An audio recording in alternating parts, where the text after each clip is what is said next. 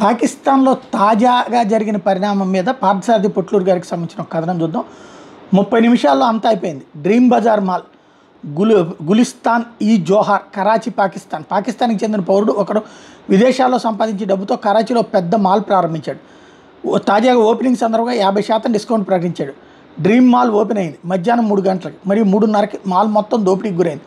ఒక్కసారిగా 1,00,000 మందికి పైగా కరాచీ ప్రజలు డ్రీమ్ మాల్లోకి ప్రవేశించడంతో మాల్ యాజమాన్యం అదుపు చేయలేకపోయింది. పోలీసులు అంతమందిని కంట్రోల్ చేయలేమని చేతులు ఎత్తేశారు. డ్రీమ్ మాల్లో పనిచేయడానికి వచ్చిన వాళ్ళు మా యజమాని మాకు జీతాలం ఇవ్వగలడంటూ ఆపారు. వాళ్ళు దోచుకుపోయి మా పొట్టగొట్టారంటూ మీడియా ముందు ఏడ్చారు సదర్ స్టాఫ్. విదేశీ ఇన్వెస్టర్లు పాకిస్తాన్లో ఎందుకు పెట్టుబడులు పెట్టడానికి భయపడుతున్నారో ఈ ఒక్క సంఘటన చెప్తుంది. ఓ ప్రత్యేక సాక్షి మాటల్లో ఇదే ఐకమత్యం సైన్యానికి, రాజకీయ నాయకులకు వ్యతిరేకంగా చూపించి ఉంటాయి. పాకిస్తాన్ పరిస్థితి ఈరోజు ఇలా ఉండేది కాదు అన్నటువంటి ఇది మాల్ పరిస్థితి. ఒక్కసారిగా ఏ స్టేజీ నుంచి ఏ స్టేజీకి వచ్చేసిందంటే దొరికినోడికి దొరికినంత దోచేసుకున్నటువంటి పరిస్థితి అనమాట. కష్టపడి పాపం ఒకటి సంపాదించిన దానికి ఇవి ఇట్లాగా సెల్ఫీలు, వీడియోలు తీసుకుంటూ మరి దోచేసుకున్నారు.